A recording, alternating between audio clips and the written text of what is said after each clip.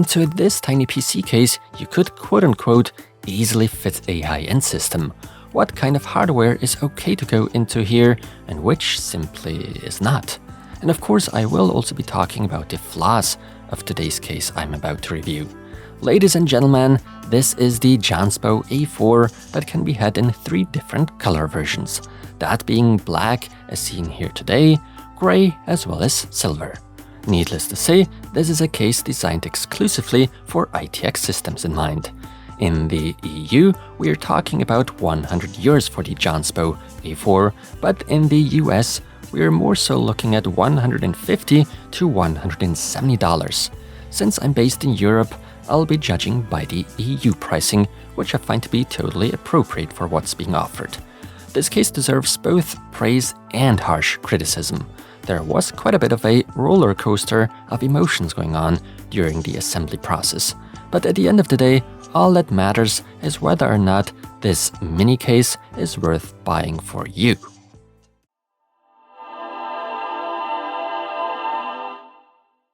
I'm not used to see quite a bit more stuff included here than with most PC cases. Separately included for that matter are 4 high-quality aluminum feet that on top of that happen to be magnetic, making attaching and screwing these to the case a whole lot more convenient. A PCIe riser cable, albeit just 3.0 x 16 and not 4.0, more on that later. Then a dust filter that sadly is not magnetic, but instead comes with an adhesive pad. And last but not least, the manual, cable ties, and an extension for those front panel connectors. But not so fast. Once you've taken off one of the tempered glass panels and a PSU bracket, there are hanging all the required screws and a miniature tool on an acrylic plate. And that leads us to our next point, design and overall aesthetics.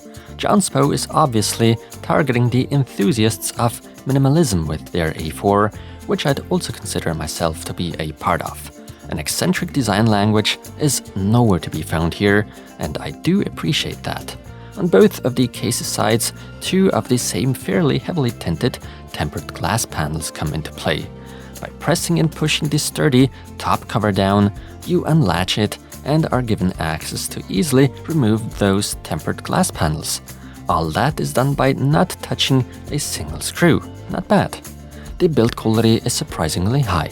We are talking of 2 to 3 mm thick aluminum here, internal 1.5 mm thick steel, as well as 3 mm thick tempered glass. Quality is definitely being offered here. This, by the way, happens to be the smallest PC case I've ever taken a look by far, meaning that only ITX motherboards fit in here. Nonetheless, we're being offered quite a bit of versatility when it comes to fans, drives, and a radiator. For instance, on the bottom you could mount up to 2 120mm fans as an intake. Should you have a high priority for mass storage, you could screw a regular 3.5-inch hard drive into place instead of a fan. Luckily, this does not mean that the room for that second fan disappears. But even at the top, up to 2 120mm fans could do their job if you so desire. Alternatively, and especially for the very brave amongst us, there's official support for up to a 240mm radiator. To make the installation easier and more convenient, by loosening a few screws, that fan/radiator bracket can be taken out. Very nice indeed. On the case bottom, there are 2 separate dust filters we can remove, meaning that that included flexible filter is most certainly meant for the top. However, I find it disappointing and silly that they couldn't just implement some sort of magnetic solution for this.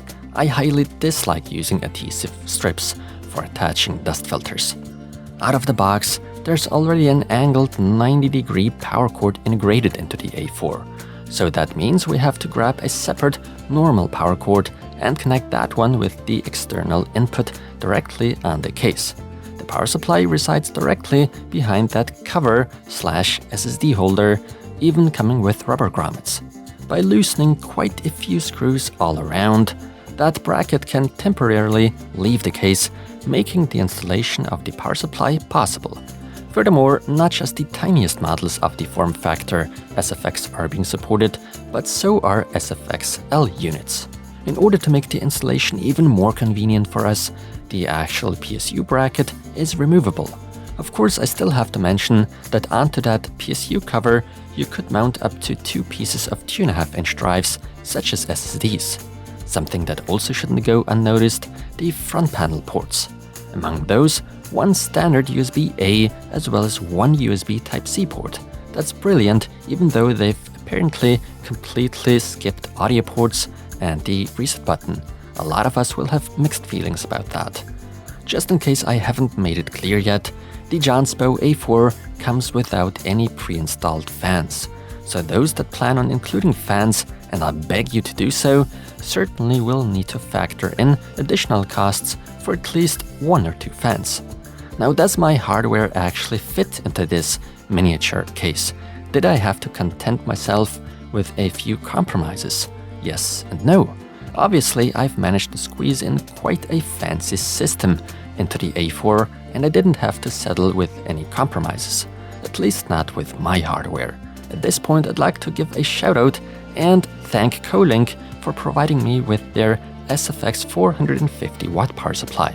While it's nothing special, it did save my ass. Otherwise, this mini system would be sitting here without power. Thank you, Colink. Getting my hardware into this case was a bit of an adventure, and it turned out to be a bit of an emotional roller coaster, especially with me working on this late at night while being super tired. While all is thought out surprisingly well in this JONSBO A4, with all the mounting holes and distances where they need to be, the planning of where all the cables need to go and which cables need to go where to keep them hidden was a tedious job. Nonetheless, I am happy with the final result. It was my intention to fully abandon RGB lighting for this build, which is why my small white CPU cooler does not light up. Speaking of which, air coolers with a max height of up to 71mm are supported here, so watch out. As far as graphics cards are concerned, the A4 case, on the other hand, turns out to be very generous, allowing for lengths of up to 325mm, even sporting an adjustable GPU holder. All that is solved by making the riser cable go onto the other side, or rather chamber of the case. That way, ventilation is somewhat separated, so the GPU doesn't have to reside where the rest of the hardware sits. The airflow, to my surprise, turned out fairly alright. Needless to say, we're not talking of ideal airflow, but that's just how it is with ITX cases in general, so I'm not complaining.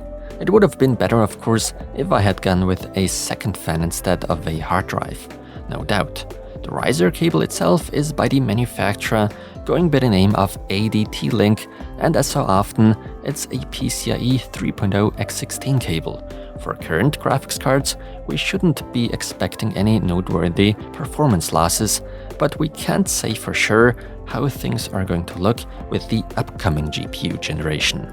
There isn't a whole lot that can be said about the cable management. At the end of the day, you need to content yourselves with the fact that the cables reach their required destinations. We shouldn't intensely discuss the beauty of cable routing here, even though I've certainly given it my best shot, trying to cram as many of the cables behind that PSU cover as possible. Basically, the JONSBO A4 definitely has convinced me in some magical way, but it takes quite a bit of time and a truckload of patience and hassle to get a somewhat pretty system up and running in here. You should definitely steer away from too big components, which should be pretty self-explanatory. Still, there's room for even a radiator at the top. That would mean even more work and hassle to go through, however. And exactly that I would consider the case's biggest flaw. It's very likely that that also applies to models of the competition, but it's not necessarily an all too pleasant experience building a system into the JONSBO A4. Once the work is done though, one can't help but feel proud about one's achievement, especially when considering high-end performance can fit into such a tiny form factor. Which is why I still can recommend buying the JONSBO A4, at least at that European pricing of about €100. With that said, Thanks so much for watching, take care, and until next time.